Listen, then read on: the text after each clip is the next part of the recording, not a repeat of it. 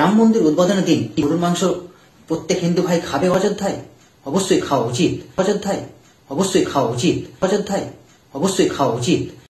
না, এই ভিডিওটিতে যাকে দেখলেন তিনি কোনো সাধারণ মানুষ নন।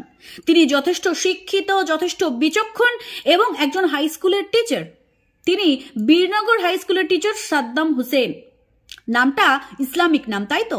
হ্যাঁ, নামটা ইসলামিক নাম বলেই উনি রাম মন্দির এবং রাম সম্পর্কে এই ধরনের কুরুচিকর মন্তব্য করেছেন সোশ্যাল মিডিয়াতে এসে, এবং যার জন্যে সারা সোশ্যাল মিডিয়া একটা সরগরম পরিস্থিতির সৃষ্টি করেছে।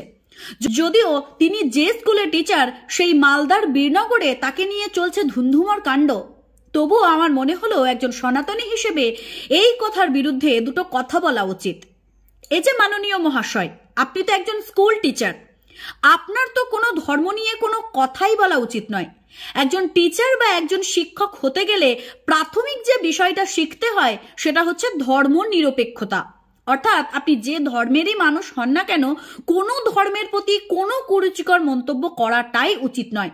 কারণ আমাদের ভারতবর্ষে প্রত্যেকটি স্কুলে হিন্দু, মুসলিম, খ্রিস্টান, বৌদ্ধ, জৈন বিভিন্ন ধরনের ছাত্রছাত্রীরা পড়াশুনো করতে আসে, এবং সেই জন্যই ভারতীয় আইন বিভিন্ন নিয়ম লাগু করা হয়েছে। ধর্ম নিয়ে যাতে কুরুচিকর মন্তব্য না হয়, ধর্ম সম্পর্কিত কোনো বিষয় যাতে স্কুল চত্বরে না উঠে আসে, সেই নিয়ে বিশেষভাবে সচেতন করা হয় ছাত্রছাত্রী সহ শিক্ষকদেরকেও। কিন্তু এই সমস্ত নিয়ম জানা সত্ত্বেও আপনি একজন টিচার হয়ে এমন একটি কুরুচিকর মন্তব্য করে ফেললেন যে আপনাকে মানুষ বলে ভাবতেও ঘৃণাবোধ হয়। হ্যাঁ, আপনারা ইসলাম ধর্মের মানুষ, আপনাদের ধর্মে গোমাংস ভক্ষণ তথা গো হত্যা কোনো অপরাধ নয়, বরং এগুলো আপনাদের জন্য নেক কাজ। কিন্তু একজন সনাতনী মানুষের জন্য গোমাংস ভক্ষণ তো দূরের কথা, গো হত্যা এতটাই পাপের কাজ যে আমরা গোমাতার গায়ে আঘাত করার আগেও 10 বার ভাবি। এবং আমরা মনে করি আমরা সনাতনীরা গোমাতার পুজো করলে নিজের জীবনে অন্যরকম একটি শান্তি অনুভব করতে পারি। একজন টিচার হওয়া সত্ত্বেও আপনার বক্তব্যের মধ্যে না ছিল কোনো শালীনতাবোধ, না ছিল কোনো সভ্যতা। আপনি এমনভাবে মন্তব্য করেছেন যে অযোধ্যার রাম মন্দির উদ্বোধনের সময় হিন্দুদের উচিত গোমাংস ভক্ষণ করা, কারণ নাকি সীতামাতা বলেছিলেন রামচন্দ্র যদি সফল হয়ে আসে তাহলে তিনি গাভী উৎসর্গ করবেন, এবং আমাদের ধর্মেই নাকি এই সমস্ত কিছু প্রচলিত রয়েছে। এমনকি আপনারা এটাও বলেছেন আমাদের ধর্মে মূর্তি পুজো করা বা মন্দির তৈরি করা অপরাধ। আচ্ছা মাস্টার মশাই, আপনি ঠিক কতটা অধ্যয়ন করেছেন? শিক্ষাগত যোগ্যতা ঠিক কতটা আপনার? আপনি রামায়ণ, মহাভারত, গীতা, বেদ কতখানি পাঠ করেছেন যে আপনি আমাদের ধর্ম সম্পর্কে এত বড় বড় বক্তব্য দিচ্ছেন? রামায়ণের কোন অধ্যায়ে গোমাংস ভক্ষণের কথা উল্লেখিত আছে সত্যিই আমরা সনাতনী হয়েই জানি না। কারণ জানবো কি করে? যা মিথ্যা, যা কিছু বানোয়াট, যা কিছু বানানো গল্প, তা সত্যিই শাস্ত্রে কোথাও লেখা থাকে না। এগুলো কিছু মানুষ উগ্রপন্থা ছড়ানোর জন্য, হিংসা বিদ্বেষ ছড়ানোর জন্য এবং সোশ্যাল মিডিয়াতে উত্তেজনা সৃষ্টি করার জন্য এই ধরনের কথা বলে থাকেন।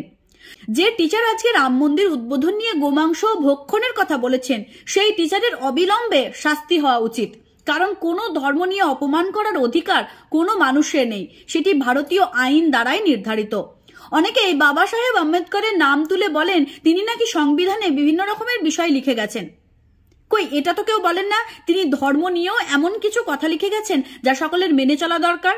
বাবা সাহেব আম্বেদকর ধর্ম নিয়ে বলে গেছেন যার যেভাবে ইচ্ছে, যার যেভাবে খুশি সে সেভাবে নিজের ধর্মকে আচার আচরণ পালন করতে পারে। সেটা মূর্তি পুজো দিয়ে হতে পারে, সেটা সাধনা ভজনা দিয়ে হতে পারে, সেটা হরিনাম সংকীর্তন দিয়ে হতে পারে, কিংবা সেটা মন্দির তৈরি করা দিয়েও হতে পারে।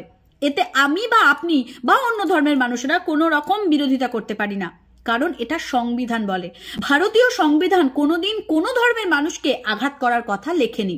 তাই যে মাস্টার মশাই গোমাংস ভক্ষণ এবং রাম মন্দির সম্পর্কে এইরকম মন্তব্য করেছেন সেই টিচারের বিরুদ্ধে পিটিশন জারি হওয়া দরকার।